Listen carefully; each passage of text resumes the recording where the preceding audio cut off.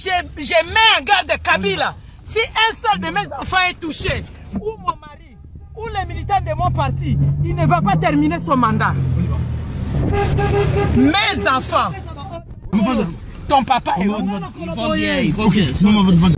Mes enfants et mon mari. Tu peux parler, je suis en train de parler. Je mets la communauté nationale et internationale à témoin. J'ai demandé l'autorisation de faire une marche. Mais nous avons essuyé là les gaz, les tirs à gaz lacrymogène. On nous a tiré dessus par la garde républicaine. Il y a l'eau chaude, mais je ne comprends pas. J'en interpelle au Conseil de sécurité, à la SADC, à l'Union africaine, surtout l'Union africaine. Où êtes-vous, les pères de la démocratie? Où êtes-vous? J'en interpelle à toutes les personnes les prises de justice et de paix. Conseil de sécurité des Nations Unies. On appelle Madame Leïla. Madame Leïla, nous l'appelons. Madame Leïla Zerougui, représentante spéciale du secrétaire général des Nations Unies. Elle ne décroche pas. Martin Fayoulou, qui était un élu au niveau de la ville-province de Kinshasa, qui était d'ailleurs avec nous en son temps. Parce que Martin Fayoulou a fait élire Kimbuta, il a voté toutes les lois qui ont affamé la ville-province de Kinshasa aujourd'hui. Quand il était, oui, c'est lui qui était patron de l'ECOFIN. Et je l'ai dénoncé à son temps que Mikate Bobunga. Aujourd'hui, on n'a pas de beignets à Kinshasa à cause de Martin Fayoulou. Aujourd'hui, on taxe les Fungo et tout ça. C'est lui qui est président de l'ECOFIN, a fait voter des lois qui affament aujourd'hui la ville-province de Kinshasa. Donc, moi, je pense votre opinion. Non, nous l'avons chassé. Nous l'avons chassé même de l'ECOFIN, même de la majorité. Comme ça les électeurs invités à se rendre aux urnes non plus ce dimanche comme prévu initialement, mais dans un peu plus d'une semaine, le 30 décembre prochain. Ils désigneront alors leur président, mais aussi leurs représentants nationaux et locaux. Le président de la CENI a invoqué des raisons logistiques. Selon lui, la capitale Kinshasa manquerait de bulletins de vote après l'incendie d'un entrepôt la semaine dernière. Les faits avec Bilal Tarabé. La commission électorale, la CENI, a fini par trancher. Les élections générales en République démocratique du Congo sont reportées. Nous annonçons donc que le scrutin direct présidentiel, législatif, national et provincial auront lieu le 30 décembre 2018. Selon la commission électorale, la cause du report, c'est l'incendie la semaine dernière d'un entrepôt de la CENI à Kinshasa. La commission électorale a dû recommander en Corée du Sud 5 millions de bulletins de vote perdus dans le sinistre. Le dernier lot de ces bulletins doit arriver dans la capitale ce samedi 22 décembre au soir, soit la veille des scrutins qui étaient prévus dimanche. La situation en RDC reste par ailleurs volatile. Dans l'ouest du pays, au moins 45 morts depuis le week-end dernier dans des affrontements interethniques. Mercredi, la campagne a été suspendue à Kinshasa, provoquant des heurts entre la police et des partisans du candidat d'opposition Martin Fayoulou, bloqués à l'extérieur de la capitale. Enfin, une épidémie de virus Ebola est réapparue dans l'est du pays. Ces élections générales incluent surtout une élection présidentielle censée désigner le successeur du président Joseph Kabila, au pouvoir depuis 17 ans. Elles ont déjà été reportées 2 fois, en 2017 et en 2016, pour des raisons techniques. La CENI organise seule ces élections générales en RDC. La commission électorale a refusé toute aide logistique et financière de la communauté internationale. Voilà pour les faits. On prend tout de suite la direction de Bruxelles où nous attend Justine Poyo-Kasavubu. Bonsoir. Vous êtes l'ancienne ambassadrice de la République démocratique du Congo auprès de l'Union européenne. Vous êtes notamment la présidente de la diaspora congolaise des 5 continents depuis juin 2018. Merci beaucoup d'avoir accepté l'invitation de France 24. Je précise une nouvelle fois que vous intervenez depuis la capitale belge. Justine Poyo-Kasavubu, quel regard portez-vous sur les tout derniers événements? Est-ce qu'il y a matière à s'inquiéter quant à la tenue de ce scrutin? Mais bien entendu, madame, il y a matière à s'inquiéter, mais peut-être pas pour les mêmes tenants et aboutissants que la communauté internationale, hein, d'après ce que j'ai pu comprendre de tous les commentaires aujourd'hui. On doit s'inquiéter parce que finalement, madame, c'est le peuple congolais qui est tourné en bourrique ici, parce que nous n'assistons pas à des élections. En fait, c'est du bidonnage folklorique, hein, auquel on assiste aujourd'hui. Mais il y a aussi une vérité vérité qu'on ne dit pas et qu'on cache au monde entier, c'est que le pays, la République démocratique du Congo, est un pays sous occupation. Le Rwanda occupe notre pays. 500 officiers campent dans les institutions de notre pays et on voudrait maintenant qu'un peuple aille aux élections dans ces conditions. Est-ce que pendant la Deuxième Guerre mondiale, ici en Europe, on est allé aux élections ou bien on a d'abord libéré le pays du dictateur et ensuite le pays a pu se préparer. Donc aujourd'hui, on est en train vraiment de nous tromper encore une fois, mais ça, nous n'allons plus l'accepter, madame. C'est le pays qui est en train d'organiser ce scrutin. En quoi le Rwanda a-t-il influencé la décision de la CENI annoncée ce soir, par exemple, en ce qui concerne le report de ce scrutin? Mais c'est parce que Kabila Kanambe est à la tête de notre pays sur injonction du Rwanda qu'il instrumentalise justement pour balkaniser le pays. Tout le monde sait que Kabila Kanambe ne veut pas organiser les élections. Ça fait 2 ans, jour pour jour, qu'il est illégitime et que toutes les institutions de notre pays sont totalement illégitime. Et donc, on se permet, au sein de la communauté internationale, d'accepter qu'il présente un dauphin, mais le dauphin est illégitime aussi. Et donc, même les candidatures qui ont été présentées sont aussi dans l'illégalité la plus absolue. En quoi Emmanuel Ramazani Shadari, auquel vous faites allusion, nous avons besoin d'un face-à-face. Justine Poyo Kassavubu, en quoi Emmanuel Shadari Ramazani, que vous évoquez à l'instant, qui est donc présenté effectivement comme le dauphin de Joseph Kabila, en quoi est-il illégitime? Parce qu'il n'est pas connu du grand public?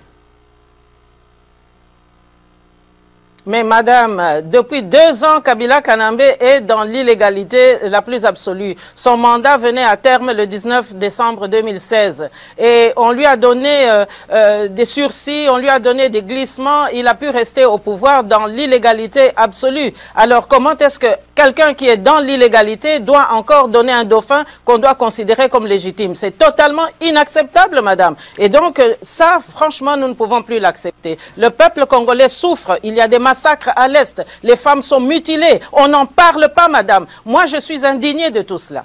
Et ces conditions, justement ces conditions sécuritaires ou ce manque en tout cas de dispositifs sécuritaires que vous soulignez à l'instant, est-ce que ça peut aussi compromettre ce scrutin si toutefois il venait à se tenir le 30 décembre prochain? Mais madame, tout sera compromis dans la mesure où on ne veut pas tenir compte du fait que le Rwanda occupe notre pays d'une façon illégale, tout simplement parce qu'il faut piller les matières premières. Et ces matières premières, madame, dites-moi un peu, est-ce qu'on va dire aujourd'hui que à la bourse d'Anvers ou à la bourse de New Delhi, non, là aussi on va reporter les dividendes? Eh bien là, ça continue à tourner, madame. Donc aujourd'hui, tout ça c'est du folklore pour distraire le peuple congolais. Et donc moi j'appelle le peuple congolais au soulèvement populaire à l'unisson parce que nous ne pouvons plus accepter. Kabila doit partir, madame. Il n'y a pas d'autre solution. Nous n'allons pas accepter encore des parodies interminables d'élections ou de folklore, madame. Vous appelez un soulèvement populaire, vous appelez la population à descendre dans les rues? Sous quelle forme? Mais non seulement la population doit... Mais madame, non seulement la population doit descendre dans la rue, mais nous pensons aussi que la désobéissance civile doit maintenant avoir lieu dans notre pays. Parce que la communauté internationale a abandonné ce pays, madame. Ce qui se passe au Congo, en République démocratique du Congo, ce sont des choses qui ne pourraient pas être acceptées dans aucun pays. Ni du point de vue du droit, ni du point de vue de la morale, et encore moins du point de vue politique. Mais on voudrait vraiment imposer au peuple congolais des processus qui sont totalement...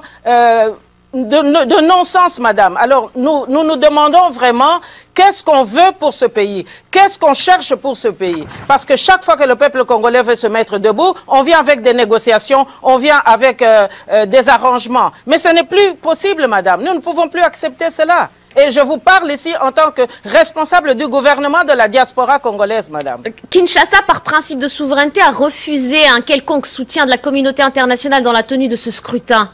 Pourquoi ? Mais madame, ça c'est simplement une comédie. Tout le monde sait quand même que Kinshasa est soutenu depuis 20 ans presque maintenant par une certaine communauté internationale, dont la Belgique. Il faut quand même le dire. Moi, je ne viens pas ici pour dénoncer. Donc, Kabila Kanambe, d'abord, ce n'est pas le fils de Laurent Désiré Kabila. Et donc, on l'a soutenu envers et contre tout simplement parce qu'il fallait un homme faible à la tête de la RDC pour le contrôler et pour mieux piller nos matières premières. C'est la raison pour laquelle on l'a maintenu et c'est la raison pour laquelle il peut s'entêter encore aujourd'hui. Donc c'est totalement vraiment abject et je me demande même si aujourd'hui la communauté internationale n'a pas honte de cette situation. Le plus grand pays francophone, voilà ce qu'on fait subir à cette population. On nous donne des prix Nobel à gauche, mais de l'autre côté, on ne fait rien en amont pour que tous ces massacres cessent. Non, madame, ça ne peut plus continuer comme ça. Nous sommes des Congolais, un peuple libre, un peuple souverain depuis le 30 juin 60 et j'aimerais bien qu'on l'accepte pour une fois. Le scrutin devrait donc se tenir le 30 décembre prochain, un report de 7 jours. Vous pensez que cette date pourrait être de nouveau modifiée ou est-ce que cette date sera fixe et dans 7 jours précisément, le 30 décembre prochain, l'élection présidentielle et provinciale se tiendra bien conformément à ce qui a été annoncé?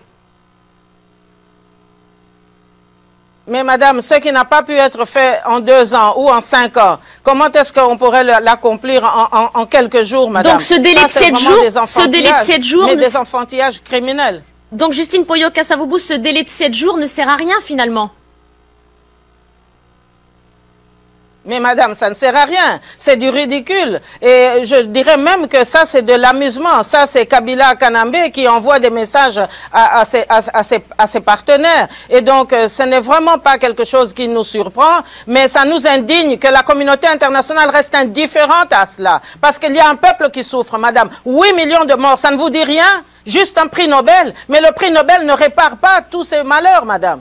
Hein? Ça suffit quand même. Le Congo est un pays grand. On doit nous respecter.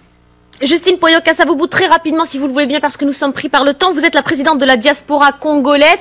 Les Congolais de l'étranger n'ont pas le droit de vote.